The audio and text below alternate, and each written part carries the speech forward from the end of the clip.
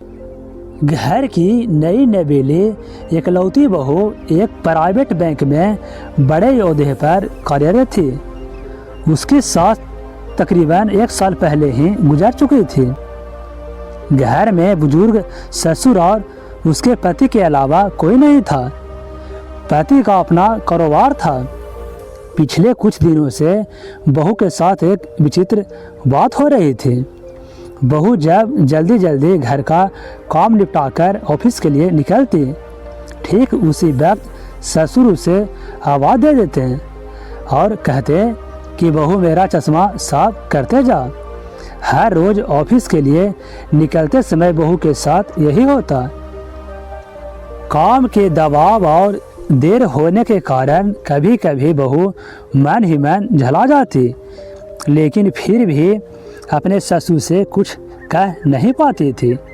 जब बहू अपने ससुर की इस आदत से पूरी तरह ऊब गई तो उसने पूरी बात अपने पति को बताया। पति को भी अपने पिता के इस व्यवहार पर बड़ा आश्चर्य हुआ, लेकिन उसने अपने पिता से कुछ नहीं कहा। पति ने अपनी पत्नी को सलाह दी कि तुम सुबह उठने के साथ ही पिताजी का चश्मा साफ करके उनके कमरे में रख दिया करो, फिर यह झमेला समाप्त हो जाएगा। अगले दिन बहू ने ऐसा ही किया और अपने ससुर के चश्मे को सुबह ही अच्छी तरह साफ करके उनके कमरे में रख दी।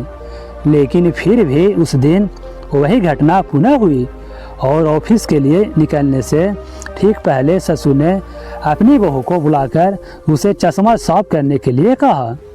बहू गुस्से में लाल हो गई, लेकिन उसके पास कोई चारा नहीं था। बहू के लाख उपायों के बावजूद ससुर ने उसे सुबह ऑफिस जाते समय आवाज़ देना बंद नहीं किया। धीरे धीरे समय बीतता गया और ऐसे ही कुछ वर्ष निकल गए। बहू पहले से बहुत बदल चुकी थी और धीरे धीरे उसने अपने ससुर की बातों को नज़रअंदाज करना शुरू कर दिया। और फिर एक दिन ऐसा वक्त भी आ गया जब बहू अपने ससुर को बिल्कुल अनसुना करने लगी। ससुर के कुछ बोलने पर कोई प्रतिक्रिया नहीं देती और बिल्कुल खामोशी से अपने कामों में मस्त रहती। गुजरते वक्त के साथ ही एक दिन बेचारे बुजुर्ग ससुर भी गुजर गए। समय का पहिया कहाँ रुकने वाला था, वह घूमता रहा। छुट्टी का एक दिन था। अचानक बहू के मन में घर की साफ सफाई का विचार आया। वह अपने घर की सफाई में जुट गई। तभी सफाई के दौरान मृत ससुर की डायरी उसके हाथ लग गई।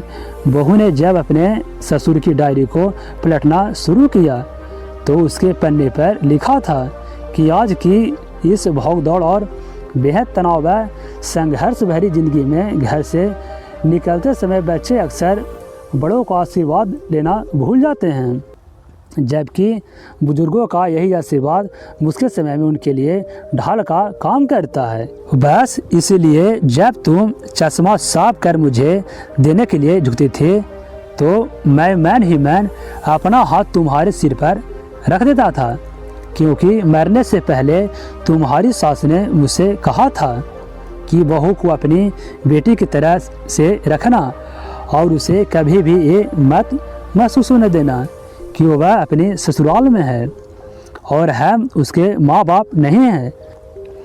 उसकी छोटी मोटी गलतियों को उसकी नादानी समझकर माफ़ कर देना। वैसे मेरा आशीर्वाद सदा तुम्हारे साथ है बेटा। डायरी पढ़कर बहुत फूट फूट कर रोने लगी। आज उसके ससुर को गुजरी ठीक 2 साल से ज़्यादा समय बीत चुके हैं, लेकिन फिर भी वो रोज़ घर से बाहर निकलते समय अपने ससुर के अनदेखी हाथ से मिले आशीष के हाथ में अपने ससुर का चश्मा साफ कर उनके टेबल पर रख दिया करती है। दोस्तों, कहानी का सार यह है कि जीवन में हमें रिश्तों का महत्व महसूस नहीं करते हैं, चाहे वो किसी से भी हो, कैसे भी हो, और जब तक महसूस करते हैं तब तक वह हमसे बहुत दूर जा चुके होते हैं। इसलिए दोस्तों, रिश्तों को महत्व को समझो और उनको सहेज कर रखें। तो दोस्तों, अगर कहानी अच्छा लगा है तो हमारे चैनल को ज़रूर सब्सक्राइब कर लें। तो मिलते हैं एक नई कहानी में।